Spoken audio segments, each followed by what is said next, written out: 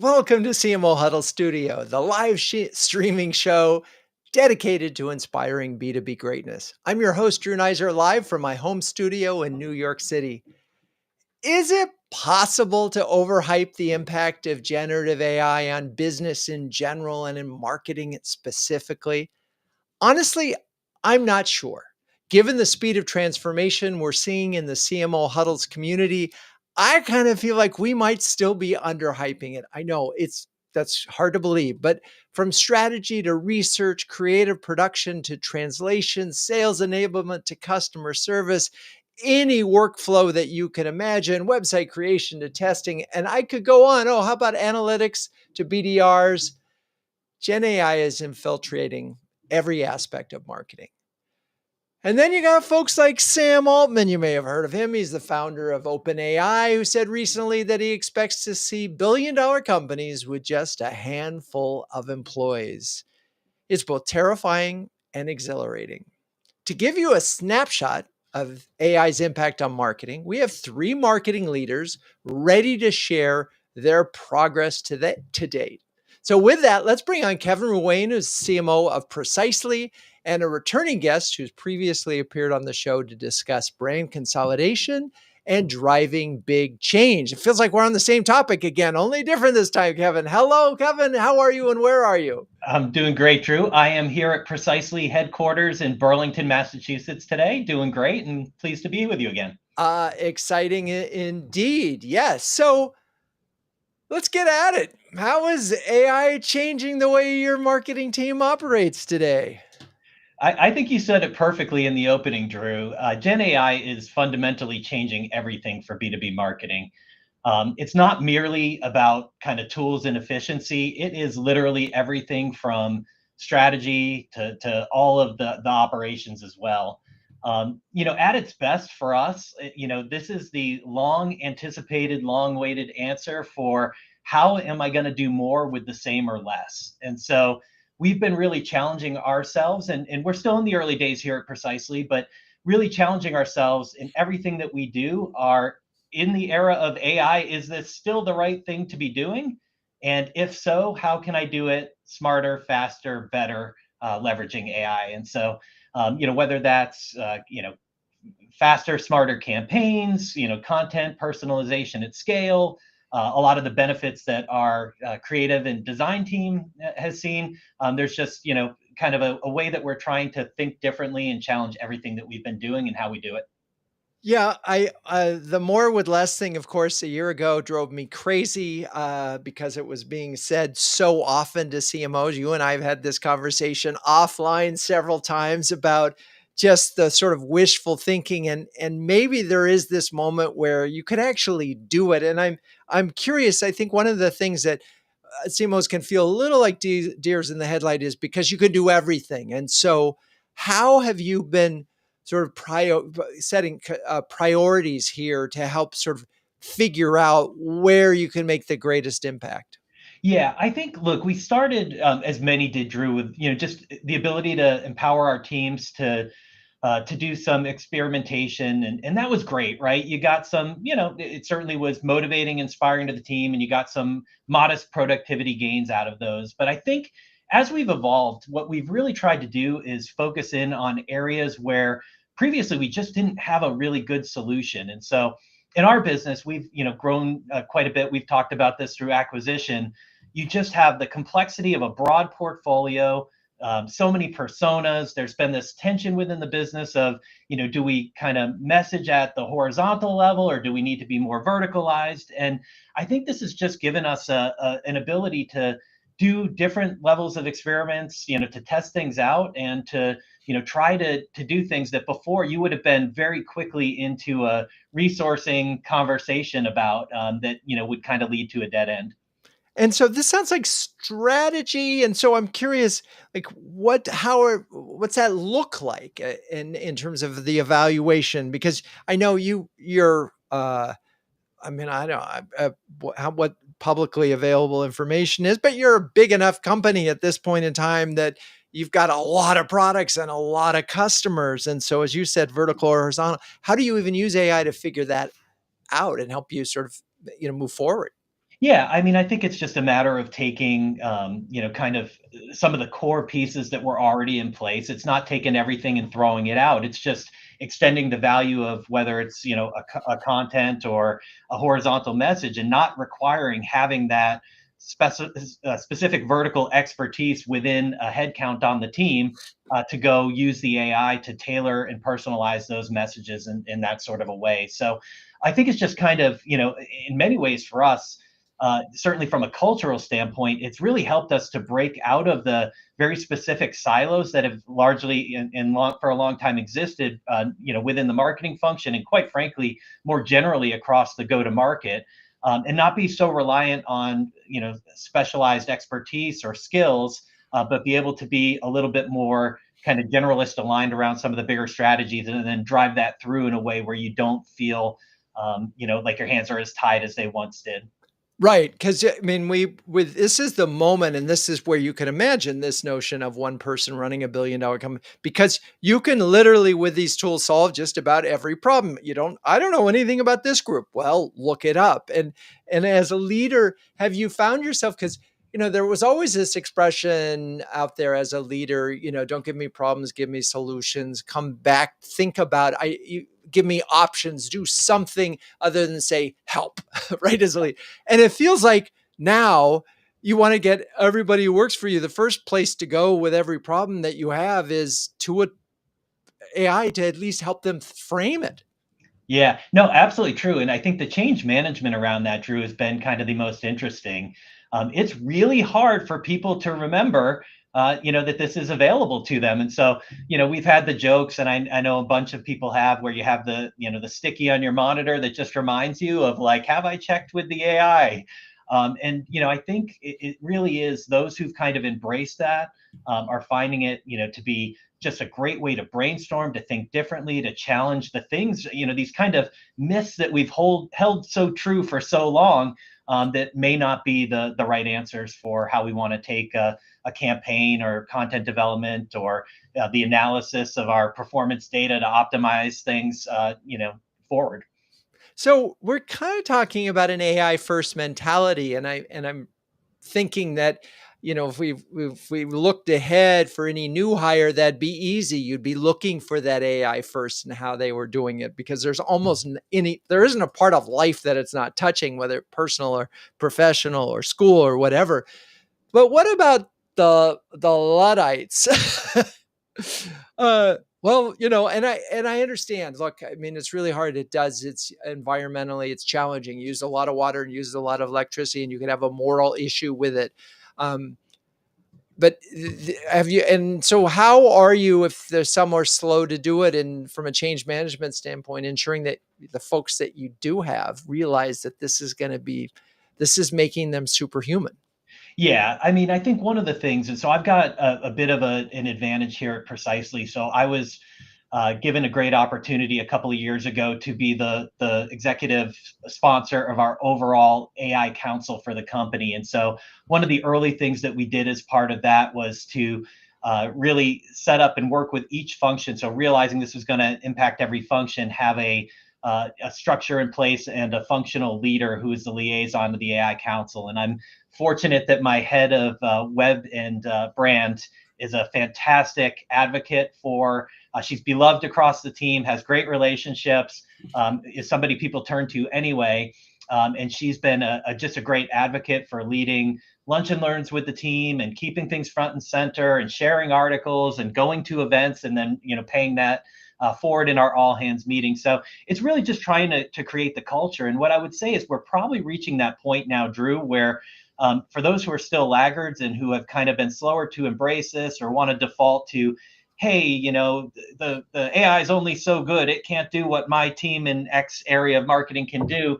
It's harder and harder for them to have that conversation, because I think there's so many members of the team now who are seeing the benefits and who are starting to embrace this change and thinking differently.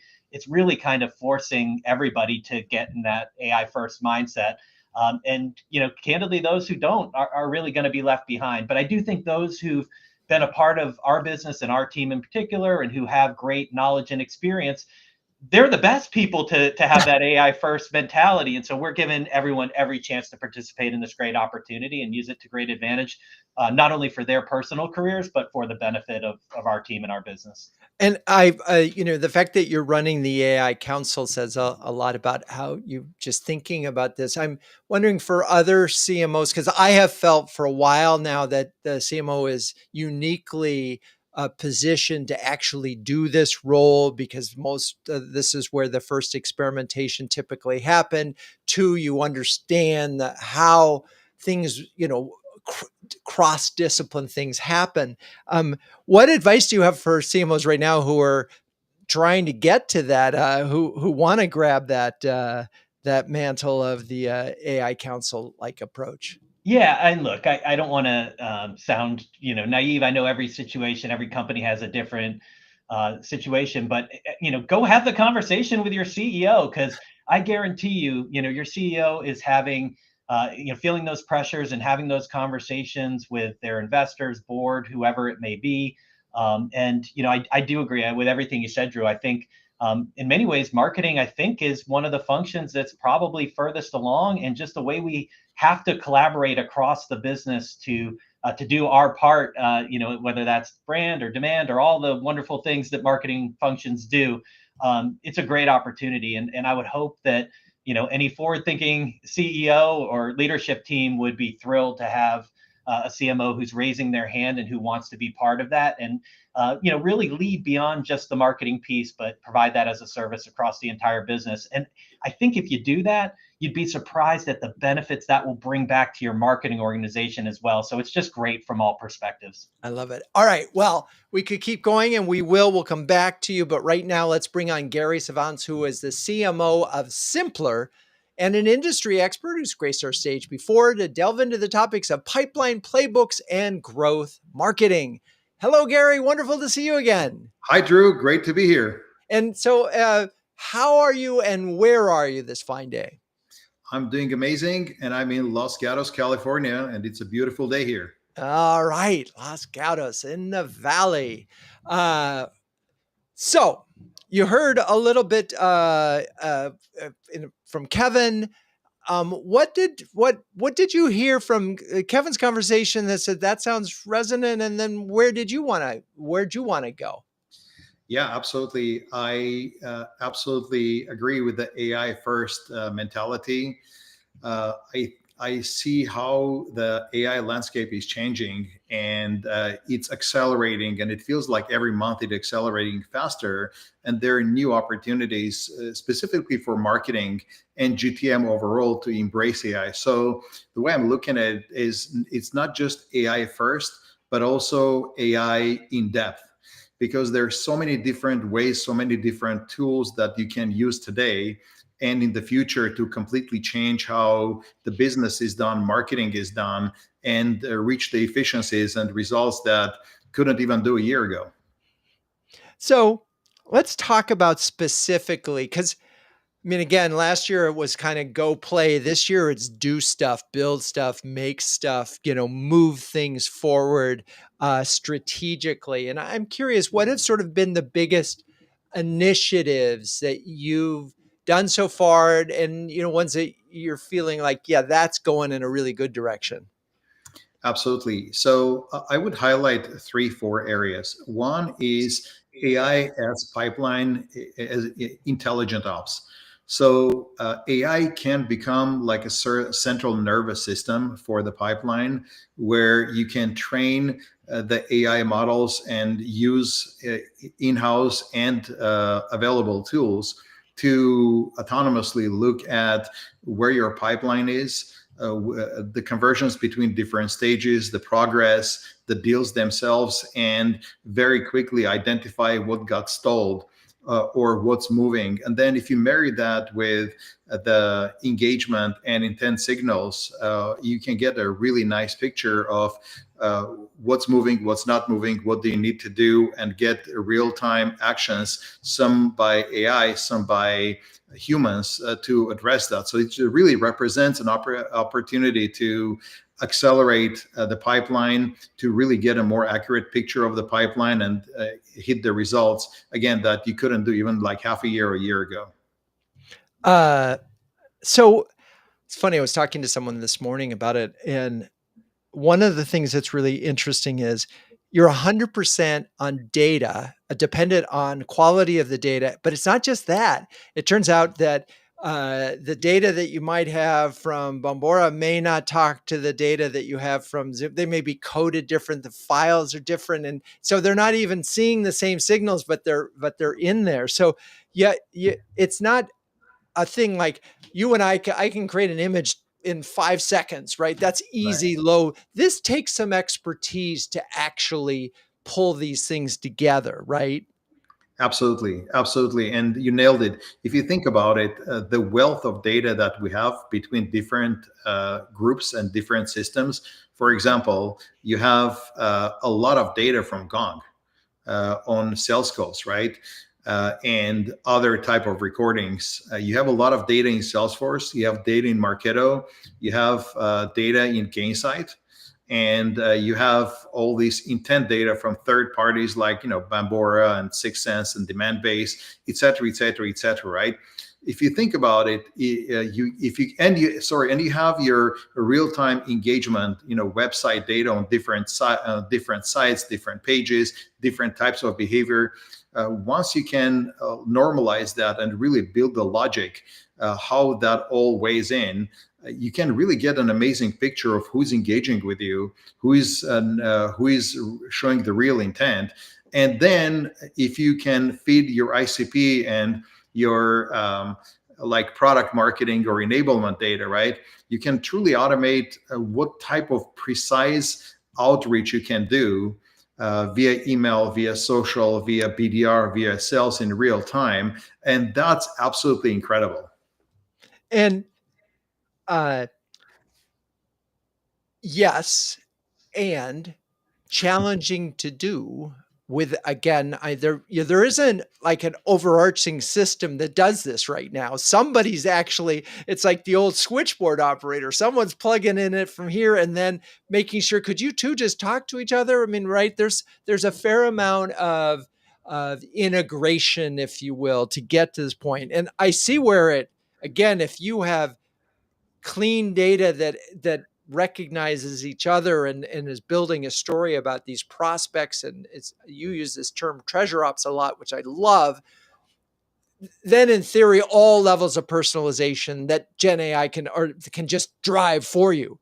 But I don't know of too many companies that actually have that level of insight and level of clarity in the data. And so let's set expectations on what does it take to get to that in terms of time and manpower. A good question. So speaking of treasure ops, this is a term that I coined like 3 companies ago. And initially it started with looking at the treasure, trying to find treasure within your leads, within the intent, and truly connecting to your ICP and finding the names of people and reaching out. And we're really successful with that, generating like tens of millions of dollars of pipeline, right?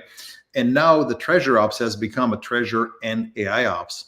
The way I see it works by not trying to boil the ocean, right? I mean, if you put all these things that I mentioned immediately, it can take half a year to a year to do, right? And to your point, you got to find the right people to code that and map things, and data is not always clean, right? The key thing, what I'm coming back to is to my background. I started as a software engineer and went to product management and marketing, right?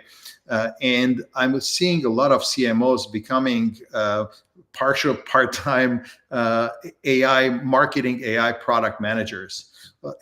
So approaching this as a product manager, right? When you're writing a PRD or MRD for a product, you don't do everything all at once, right? So my recommendation is to start with the most impactful sources, connect them, start seeing results, start seeing returns, ROI, and then adding more and more sophistication and have a roadmap moving forward.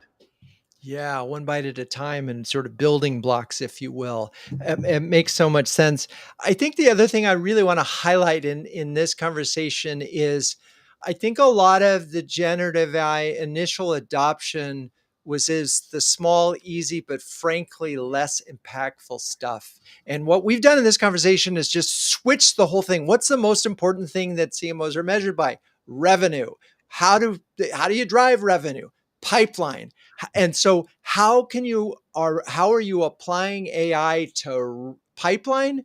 Boy, start to think about that. And that sounds like what you are, and start, because if you get that right, then you can do all the other things that we've already talked about and sort of dreamed about for a long time: personalization at scale, response times, better serving up information to the right person at the right time. And so all of that, uh, maybe this world that we've been thinking about in marketing for 20 years could actually be realized. Absolutely, that's the way it's looking, and it's interesting that starting with pipeline, starting with revenue, gives you permission to accelerate in other areas as well, right? And AI, the way is revolutionizing a lot of things. Like, for example, the way PR is done, it's yet another area, right? Before, you would have like 2 3 agencies in large companies doing a lot of research and pitching. Nowadays, I have a really talented comms director that him and I work together on this program for PR, where we're using AI to find the right people who will write about us, right? Who has written about us or other companies, and then using AI to identify their previous stories, custom pitches, and the right angles to talk to them, and then experimenting, figuring out how to connect, and on and on and on. It's absolutely incredible. Now, this sounds like it could be a deep research project, but I'm curious: are you using a tool for this, or is this something that you're doing sort of as you described it, and step by step using AI to in each of the steps? Well, it's a combination of the approach and tools, right? The approach is the most important part, right? The process I identified, we sat down and brainstormed, how can we do this without an agency or with one agency, right? And then once we figure that out, we mapped what are the tools that are available. And in this case, we're using a PR tool that has some AI built in it, and the connections, and like with reporter stuff. But we're also using tools like ChatGPT or Claude, and other Right. tools to empower that.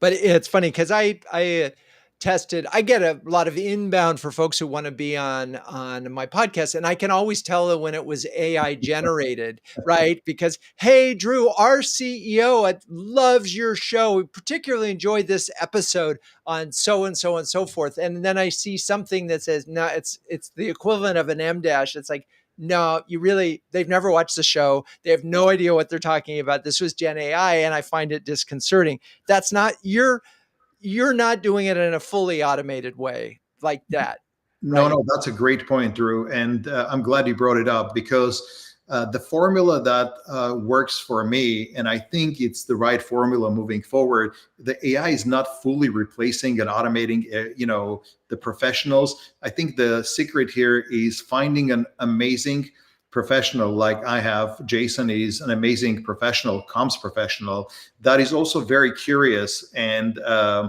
interested in technology and AI, right?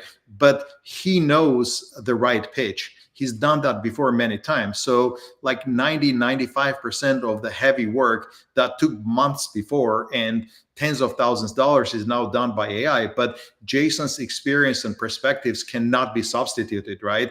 And Yeah. that's really the part of the secret that makes it so effective. Same in the content. Yep. It comes down to a word I heard at a G2 conference recently. It's about judgment. You got to have people with judgment who know how to tool. All right. Well, amazing stuff, Gary. Thank you for that. Now it's time to welcome Jeff Morgan, who is the CRO of Elements, who has previously joined our show to discuss applying Gen AI and top of the funnel challenges. Hello, Jeff. Welcome back. Thank you. And so, how are you and where are you this fine day? I'm doing great. We finally have some good weather in Utah and looking forward to the summer. I'm actually in St. George, Utah, right by Zion National Park today. Very cool. We can do this from anywhere. Well, you just heard Kevin and Gary. I'm curious as you were hearing them talk. What did it made you think of, and what would you like to share right now? Well, for me, the use of AI and implementation of AI has really changed the way that I think about content strategy and production. There's it really is a constant part of my job and my team's job today. And so I feel like it's just been a complete transformation of the way I do my work. So I find it that we talk a lot about acceleration. It's making it faster to produce content. So, for example, what used to take maybe a month to create a 52-week email series can be done in an afternoon. God, it's And insane, isn't it? what used to take 5 to 10 hours to produce a podcast episode today takes 1 hour. Well, now let's stop there for a second. Let's just talk about, so we give some real, because both you and I know that you have some very successful podcasts that you've been able to help orchestrate. Talk specifically about the podcast production in the AI world and what that actually looks like.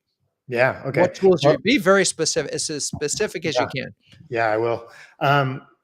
So we use Descript to record our podcasts and to edit our podcasts and to publish our podcasts.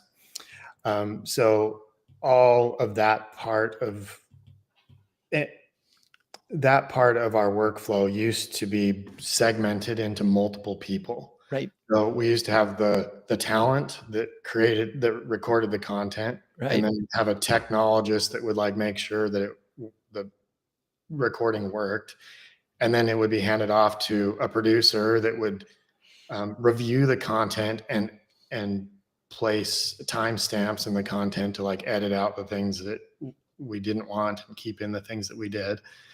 And then we'd hand that off to an actual video and audio engineer. And then we'd hand that off, the final product that they'd produce, we'd hand off to a marketing manager, and that person would upload it to Libsyn and YouTube and all the places where we were publishing it. And then somebody else would, build the ads and do all of the promotional stuff. So today, our talent does all of that up to the promotion. Amazing. And so literally when you have a guest for the podcast, Descript, because we're using Descript for editing, we're not using it for publishing. We still use Libsyn for publishing. We are using it for clips. We're using it for things like just to remove the or whatever from folks. And sometimes there's sentences that need, or edits that need to be made, but you can just edit the script and boom, it's gone. It's unbelievable. It's like magic. Yeah. And we use it to pull clips for promotional purposes. And I think we use it for transcriptions, right? Yep. And even it also creates like the blog posts or the show notes? We don't use it to do that. So I have a custom Claude project that I've created that is trained to take a transcript of a podcast and to turn that into an email, a blog post, and a variety of social posts for different platforms. So that once the edit is done, the actual talent that produced the original recording can just take the transcription, put it in that project. It creates all of the different pieces of content, and all they have to do is hand that off to the marketing manager now for publishing. So it really, and the benefit of using a Descript style tool is that it's so easy to use that you don't have to have a specialist. So that's why our talent can do it. And they're actually the most qualified to know what parts of the content should stay and what parts should go. So it's made the quality go up while the amount of time it takes to actually, and people and money to produce the podcast goes way down. Yeah, no, I wish I could. Wish we could use it for the recording and the publishing part. That would save time and a lot of energy. But it is as it is. I know we're probably 75% faster than we were. And let's get into the Claude thing, because I think that's another illustration that this isn't about standalone tools necessarily. Some way you've created a workflow, although it's now when you have the podcast, are you taking the transcript and putting it into Claude? Okay. So you take the transcript from Claude, and then within Claude, talk a little bit more about how you've trained it and what that does. Yeah. So inside of a Claude project, the way that it works is it's essentially just like a small, I don't know, like it's dividing out a bunch of chats, right? So that they're all related to one another. And then you have custom instructions and custom files. And so those two things fine tune the model inside of that project so that it knows what to do without you having to repeat yourself over and over again every time you ask it to do something. So every time you create a new chat, it automatically knows what its job is, how it should perform its job, what success looks like. So inside of the custom instructions, I've developed a content framework, a prompt engineering content framework called Spark. And so inside of that, those custom instructions, I cover all of the components of Spark. So the S stands for specialization. So that's like the role and all of the information that you'd get from like a content messaging framework for your brand. It would also give it examples of other blog posts, other emails, other social posts that are on brand and that use the kind of structure and the length and all that you want. And then the next step is process. For P in the Spark is process. So you tell it how to go through its job. So understand this. The next step, ask clarifying questions. The next step, break it into 3 parts. And anyway, you can create a process that it will follow pretty closely. The next step is authenticity. So the way that you get it to produce something authentic is to give it human insight. So the good part about in the case of a podcast is that the whole podcast episode is your own insight. So right. There's not a lot of work to do there. You just reference the transcript. And then the R stands for rules and regulations. So we sell to financial advisors and are in the financial space. So we have SEC rules we need to follow, as well as you can tell it things like don't hallucinate, don't make up stats, don't come up with testimonials that don't actually exist, only use the reference material, things like that really hone down or limit its ability to make mistakes. And then the last one, K in Spark, is for KPIs.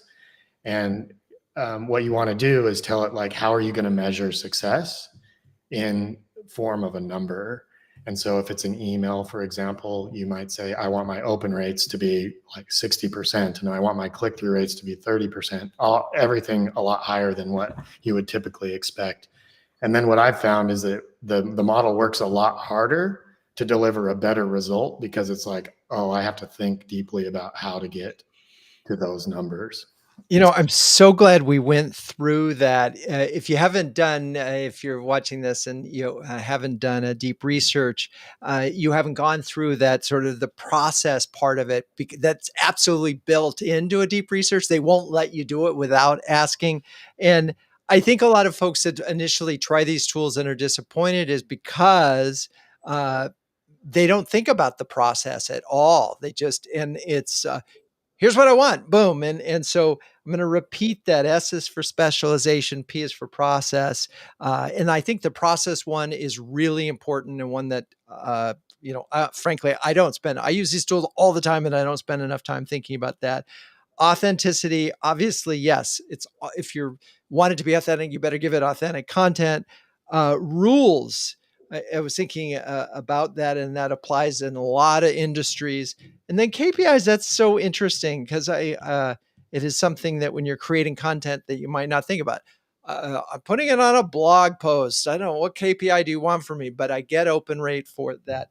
Is there a point where you imagine that and let's say you're you have a website and it's WordPress and you want to post this, you've created it and you want to post the podcast on the website, where this could just sort of seamlessly get posted that way with a little workflow command?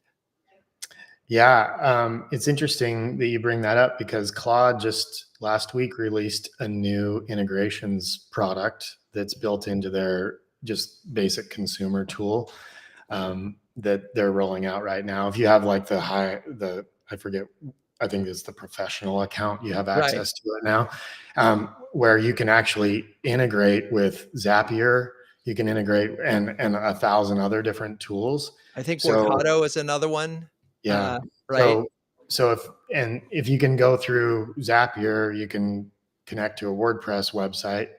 So that means you can hit go, publish this, and it will take whatever the content it developed and it will publish it to your WordPress website through that API connection.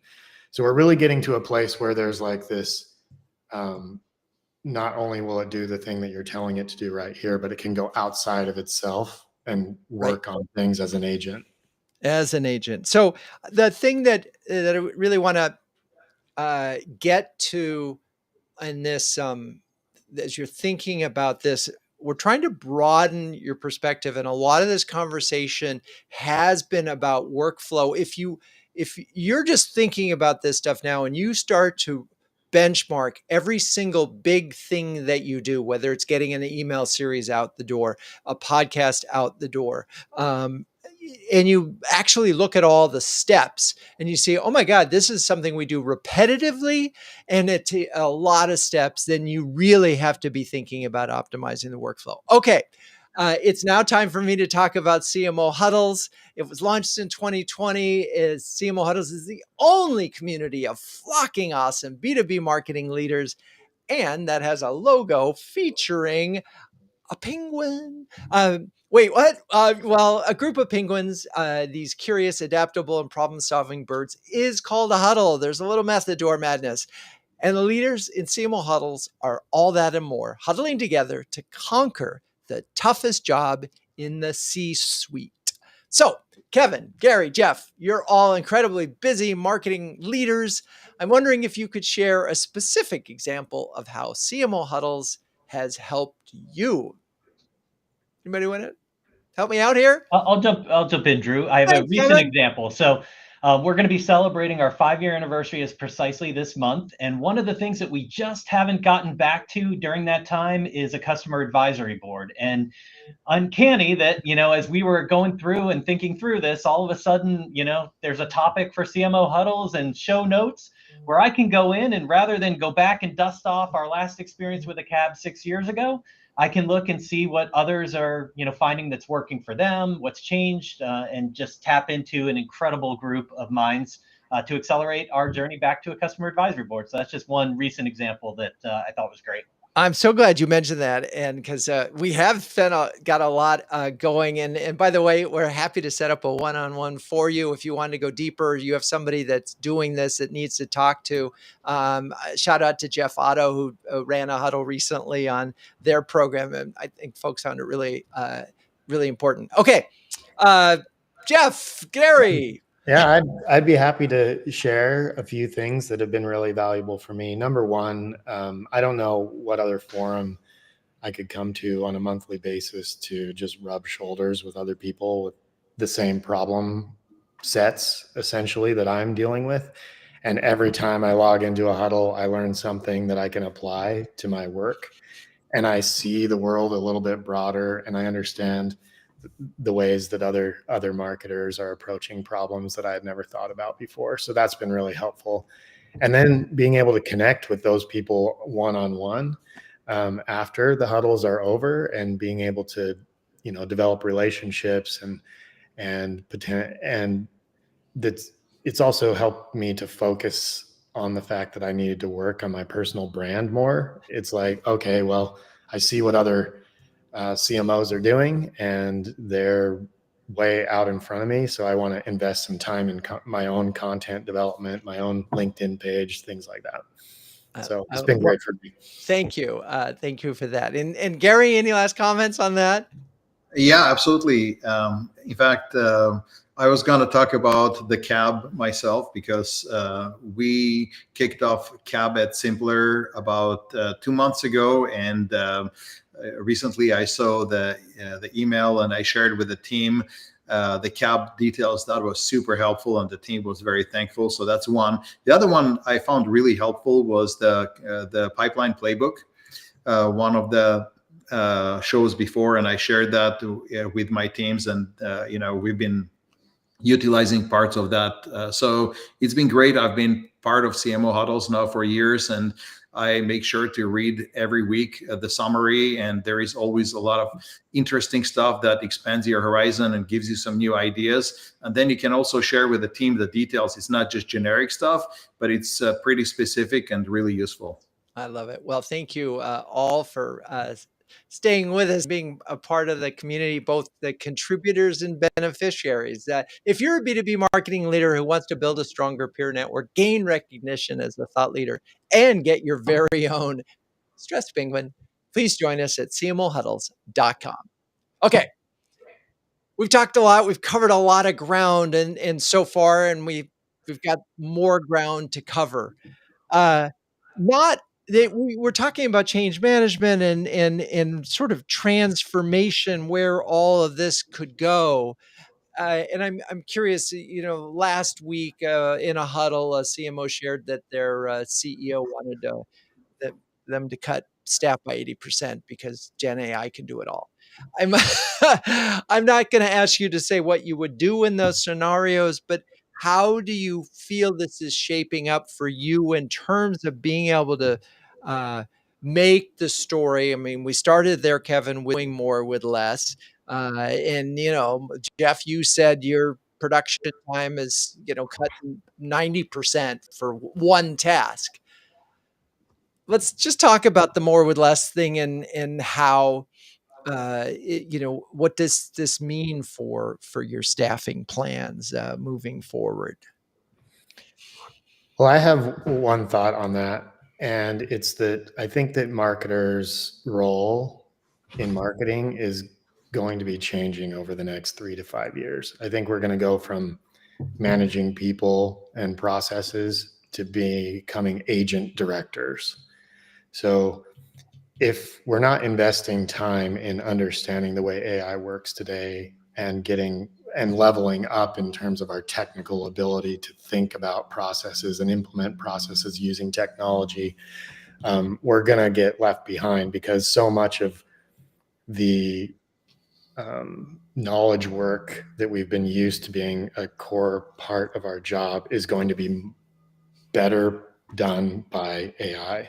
So what's uniquely human, right? Like, we have to start thinking about what is uniquely human, what's unlikely, is AI unlikely to be able to do for us. And I think that is going to be directing the work. And I think it's also going to be in this idea of making the final decisions, because AI is really good at like brainstorming and coming up with different options. But at the end of the day, we still have to decide. Yeah, it's got to be judgment, unless you can somehow or other use synthetic research to test it all. In which case, then maybe Yeah. we can even that's on the table. Even that's on the table. I mean, that's the one thing that we are talking about is we have judgment, they don't. But and again, this whole synthetic research is a really interesting area. Although I finally found one problematic area, that why you still need to talk to humans about human behavior, because everything that it's like, how are you feeling right now about this, is not a question that you could actually ask a synthetic, like right now. All right. So do you imagine, I mean, is the org chart going to be, it's you've got 20 people and 20 agents. That's what your org chart. I think it's going to be more like 5 people and 20,000 agents. Oh, okay. Wow. There it is. There's that 80% number. All right. Well, Gary, Kevin, you want to take issue with that, or do you want to take on the how do we get there? No, I don't. I don't want to take an issue with that. Actually, it's. I agree with what Jeff was saying. It's interesting. There are companies now who are having very few people, not just in marketing but overall, and hitting some interesting goals. Like a company called Swan AI is a great example, where I think there are 3 founders and they're on the mission to get to like $30 million of ARR. Right. And it's a very interesting model, right? I mean, it may be a little bit of an extreme, but that is what the future in many cases will look like, right? Now, will that completely get rid of the need of marketing? No, because the key things I think that we bring to the table is the experience, is the creativity, understanding and being able to tell the right stories, and also set the right direction and be able to deliver the results through AI, right? I see future marketing organizations being a few folks who are really good at what they do and really good with AI and ability to put it together and being able to scale almost infinitely, right? I think that's the organization. I also agree with the point made earlier that we have to be technically adept and understand all these AI technologies and agents and have the workflows and the strategies to deliver more with less. Yeah, Drew, I would just add, I think, I'm going to take a little bit of a different perspective Please. from the standpoint of, I just think that the people and human element will never go away and, in many ways become a really critical ingredient in kind of where things go going forward. The conversations that I'm a part of, and this may be specific to Precisely, every business is a little bit different, is, not how we replace our people, but how we kind of hold the levels of where we're at, sort of at the similar level as we do more and continue to scale and grow. And, I think there is a piece of this which is really, our team members having to do a couple of things. One is probably being, a little bit more generalist in their skill set versus very specialized. The days of, hey, I need this very special skill, I'm going to go hire somebody are gone, are going to be increasingly gone.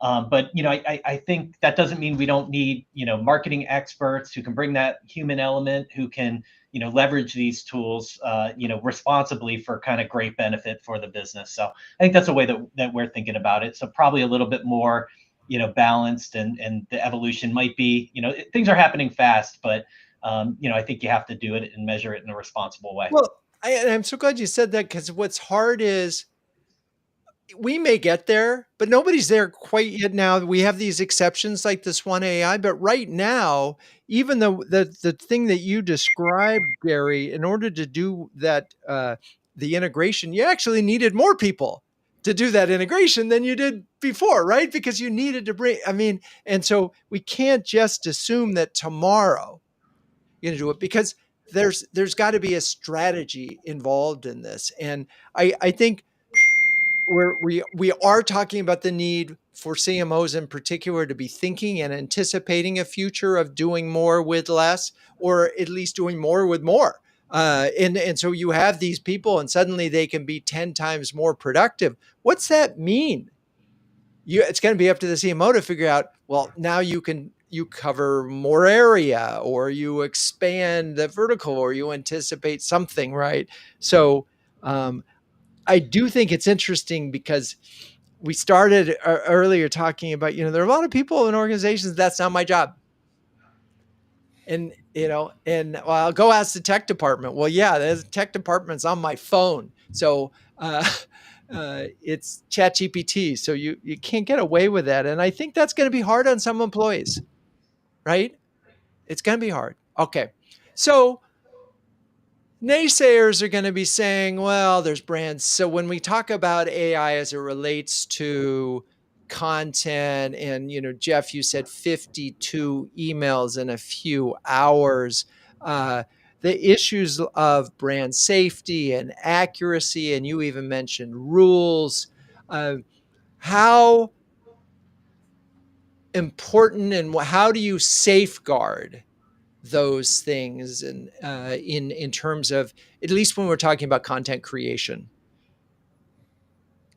Well, one of the things that I've found is that I actually feel like I have better control over brand voice, brand adherence, and staying away from compliance issues using AI than I did before.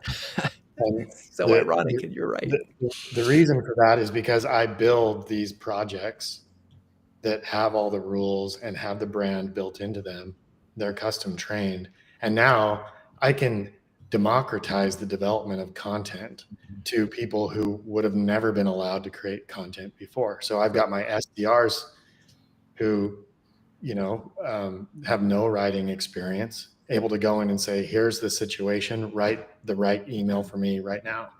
And it will create the email, and they just copy and paste it, put it into SalesLoft, and they're off. They can build a whole 12 email series that is using best practices for SDRs, that's personalized to the particular person that they're reaching out to.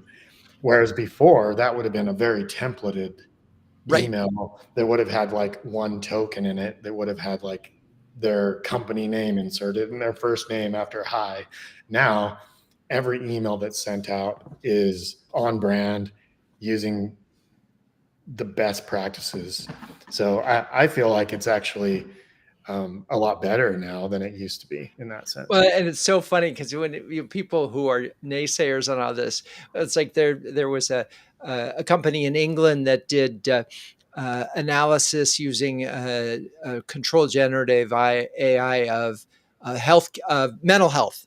And the machine was only 93% accurate in its diagnosis. Well, guess how accurate humans were? Not 93%. That's the thing. So it's not 100% accurate, but yeah, have you met a person who's 100% accurate?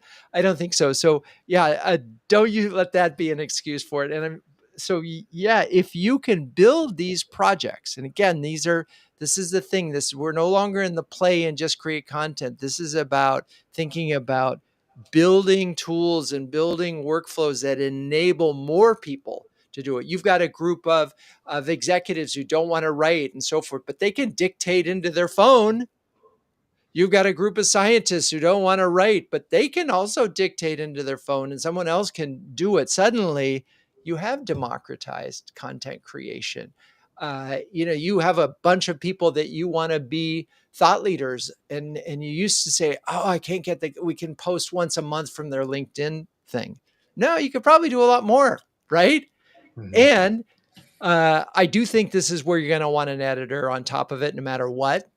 Mm-hmm. Right? You're a really good editor to look at it, but they could suddenly be publishing a lot more.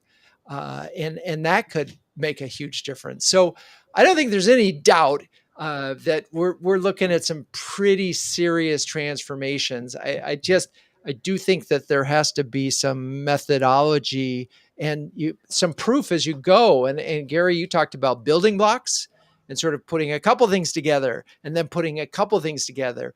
And what I think is, and this is helping me understand it, digital transformation projects failed most of the time, right? We all saw that they failed. And it was because they tried to swallow the elephant. They tried to do this. I think that may be the solution here. I don't know. Does that spark any thoughts on your mind? Because this is the same moment. We were talking about digital transformation 5 years ago, 10 years ago. People paid Accenture and all these other big companies huge amounts of money. Most of them failed. Yeah, absolutely, Drew. I think, again, block by block, and being smart about it, and picking the areas that will have the biggest ROI and ability to scale is huge, right? And on top of it, there are new tools that are popping up that can make things that we couldn't do before in a more automated way. And case in point here is the tool called Pepper Content, the Pepper AI, which allows to do just that you mentioned. It allows to sort of curate the voice of executives, of subject matter experts that did not have time to write or did not write time to edit things, right? It helps to capture that, and then AI helps to put the brand and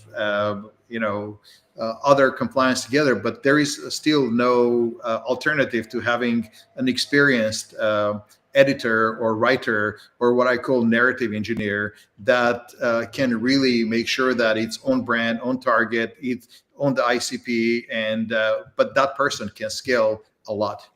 I love it. Well, I'm going to count those as your final words of wisdom. Kevin, final words of wisdom, whether it's a favorite tool in the moment or a tip for CMOs who want to strategically focus on AI right now. Yeah, I'll go the latter, Drew, which is, look, I think this is a leadership moment for any CMO or any marketing leader. I mean, who else sits at the intersection of the market, customer, and product? Who else has sort of the data-driven, and tech adoption approaches? Marketing is primed for this moment. And, I think as it relates to our teams, our job is to really set the culture and to inspire, our teams about what's happening and what's possible. And then encourage them to really take ownership over their careers and the opportunity that this presents for them. Those who do that, I think they're going to have really bright futures and do amazing work. And those who don't they're gonna struggle and be left behind. Got it. And Jeff, final words of wisdom. Oh, I'd just say that the more that you are open-minded and explore, the better right now as a marketing leader. We have to really embrace the moment and try to look. I think it's really important to look beyond like what's possible today and look about what the leaders over these AI companies are saying is going to be happening 5 years from now. Because 5 years from now, like, is a different world than we are now. Even like 1 year from now, 1 year from now, it could be dramatically different than what we're experiencing today. So that's what leadership's all about, is trying to envision what the future is going to look like and anticipate how these things are going to change, where we're going. And so I would just say, embrace it, love it, take and go and learn. And that's what I've been doing. And it's been really exciting. It is incredibly exciting. I want to do a shout out to a couple of tools that we've been testing. And Gary, thank you for mentioning Pepper Content. We're testing Webless.ai. It's a persistent search tool that is on our renegademarketing.com website. We've got Speakeasy.ai, which is an LLM powered AI bot that keeps learning and getting smarter, and just like Vidosa, which is finding these video clips from our video, and suddenly we're like killing it on YouTube because they found exactly the right content. Anyway, thank you, Kevin, Gary, Jeff, your amazing insights. As just blown away by this conversation. Thank you, audience, for staying with us. Please join us in 2 weeks when we'll be talking about orchestrating product launches with Melanie Marcus and John Hale. Cue the music. CMO Huddles Studio is produced by Melissa Caffrey. Our production assistants are Laura Parkin and Ishar Cuevas. If you'd like to learn more about CMO Huddles, please visit CMOHuddles.com. I'm your host, Drew Neiser, and until next time, keep on sharing, caring, and daring each other to greatness.